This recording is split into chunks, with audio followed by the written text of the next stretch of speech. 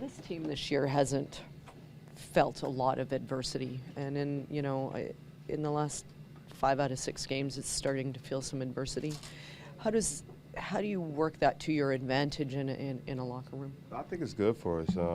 I think a little bit of adversity is good for us. I don't think we're not panicking. I think every team throughout an 82-game season will have hit a little bit of a struggling wall, and I think it'd be good for us in the long term because it makes us slow down a little bit and make us go back to the fundamentals and the basics. So I think we just take advantage of the opportunity that not opportunity that we have losing, but we got to see the outside, the bigger plans, and get back to basic basketball. 21 games DeRozan has been gone. Is this something that every day you guys come in and go, hey man, when are you coming back, or is it? I think it's more of a whenever you get back. We're 3 games over 500 without him, I believe, or whatever. I think that's pretty good for not having your all-star and probably your leading scorer. When he's healthy. So I think that's pretty good. What skill set of his do you miss on the floor the most? Just the point that we can give him, and JV's kind of making up for it now, and JJ is doing a little bit of it. Just the fact that you can give him the ball in the post, he can work it, and you can get to the free throw line. He gives you the ability to give him the ball, and he'll make plays also. But, JJ's giving us that a little bit. JV's starting to post up and be more effective in the post. But just the overall ability to give him the ball, let him make plays, get to the free throw line, and make shots. Does it make it a little easier knowing that he's still going through the game day motions with you and he's there the whole time? Say it one more time. Does it make it a little easier while he's out that he's going through the game day motions and he's there on the bench? It's always good to have him around. It's always good for him around. But we'll be better once he's back on the floor. You mentioned JV and the great performance he had the other night. What are you noticing or what did you see on the floor against the Pistons that made him so effective? Patience. I think he's learned to be a little bit more patient. I think he's starting to learn that he is 7 feet with long arms and he can get a shot off. I think he's starting to just understand that. Sometimes where the play is going to be before it gets there offensively. So offensively he's ahead of the curve than he is defensively. But the fact that he's 31 last night and 15 whatever he had against a young big that's the same caliber as him is impressive. What does James bring to that starting group? Everything, the intangibles, shot blocking, big body, a playmaker. James can make plays. If people don't know, he can pass the ball. He get to the basket. He can finish, and he gives you those.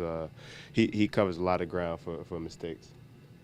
Seems I'm like we. pretty sure that no professional athlete in the city has had a prime minister campaign to get them into an all-star game. What has all that meant to you? I mean, not just him, but these legions of fans who every night are tweeting. It's awesome. It just showed that, like I said when I re-signed back here, it wasn't just about me coming back to Toronto and playing for Toronto. It was about playing for Canada. And the recognition that he's giving me is pretty cool. And it just shows how big of a fan support that this country has for our team. And we love playing for Toronto and we love playing for Canada. How much are you hoping will get you in?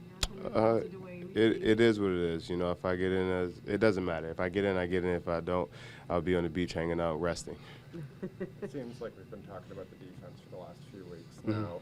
When you have a video day like today, do you see anything structurally wrong, or is there one thing that if you fix, things will improve? No, I don't think it's just one thing. I think it's a matter of a few different things, and I think we went through a lot of good things last night. We did a lot of good things, and give credit to those guys. They played extremely well last night. I mean, they're 8-1, and they're just playing very good basketball right now. So you got to tip your hat to those guys to a certain extent. I think we played some good defense last night. I think we're on the pace to be better and to get better. Once we get DeMar back, things can even get even more better, and so I think we're on the right path to getting back to the defensive nature we want. Are you able to make sense of the turnovers a little bit more and seeing the Well, if I don't throw the ball away, we won't throw the ball away. that might help.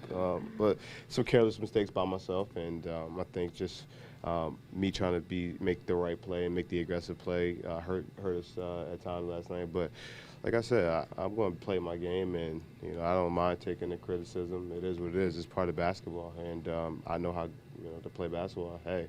If you catch it and make it, then it's a great pass. If you catch it and miss it, it's a bad pass. Oh well.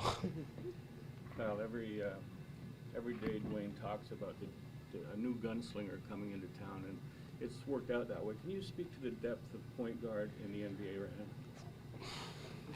I mean, it's pretty cool.